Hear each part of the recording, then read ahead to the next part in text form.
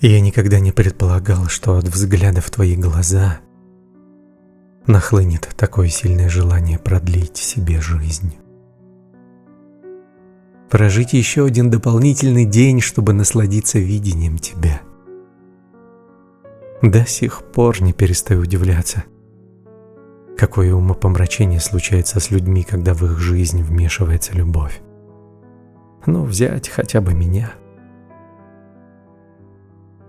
Мне казалось, теперь по 40 минут из каждого часа я думал о тебе. Тебе, которая была для меня невозможностью. Это слово «невозможностью» я повторил себе примерно 500 раз.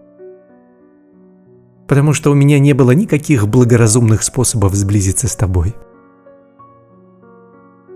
И каждый раз мне не хотелось стирать с лица стекающую влагу. От нее мир казался таки живым. Я не мог не позавидовать умению Бога так сильно влюбить меня в тебя, а потом держать поодаль. Мне не хотелось привлекать всеобщее внимание, но мое лицо стало светиться от влюбленности в тебя и от одновременной недоступности. Сегодня я вытянул в стороны руки, словно расталкиваю незримые воздушные стены, и, опустив взгляд, увидел на полу свою тень. Тень сильного парня с буйными волосами, вьющимися от влажного августовского воздуха, с раскинутыми руками и поднятыми к небу ладонями. Мне захотелось наклониться и пожалеть свою тень. Вот такой беззащитной она выглядела. Тень моя была так же одинока, как и я. И мне казалось, что только с ней я могу посетовать о том, но как же так случилось, что я не могу связать нити отношений с тобой. Видишь ли, любимая, каждому из людей нужен Бог, который похож на него самого. И чтобы с ним можно было бы поговорить, как я говорил со своей тенью. А частицы Бога, они как бы везде, внутри деревьев и птиц, словно весь эфир пронизан Всевышним. Но в некоторых местах Бог концентрируется и сияет по-особому. И в тот момент мне показалось, что Он слушает меня из той моей тени и понимает мою тоску по тебе. Но, конечно же, я понимал, что моя тень — это ничуть не Господь. Мой взор просто лишь зацепился за эту деталь.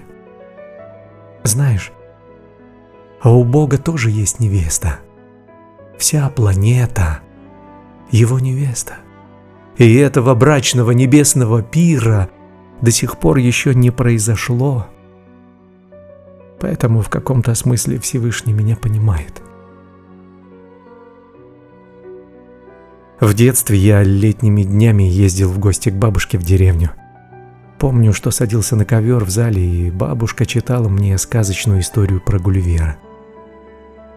И каждый раз, когда она завершала рассказ, я просил ее: «Бабушка, расскажи еще раз». И она вновь и вновь начинала сначала и продолжала до самого конца. Честное слово, если бы ты сейчас прислонилась к моей груди, ты услышала бы эту историю в сию же минуту, которую снова и снова повторяет голос моей бабушки. В те дни Бог был для меня в бабушке. Он говорил со мной через ее уста. Повторял сказочную историю вновь и вновь, даже когда я ее знал наизусть. А я все равно просил ее еще раз повторить, потому что мне было приятно слышать мою бабушку рядом, а не потому, что я забывал содержание сказки. Теперь ты знаешь, как я тебя люблю.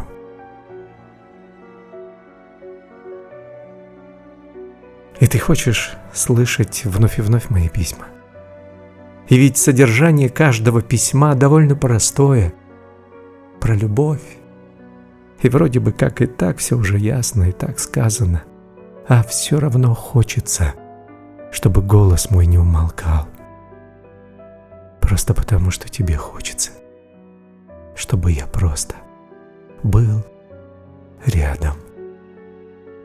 Просто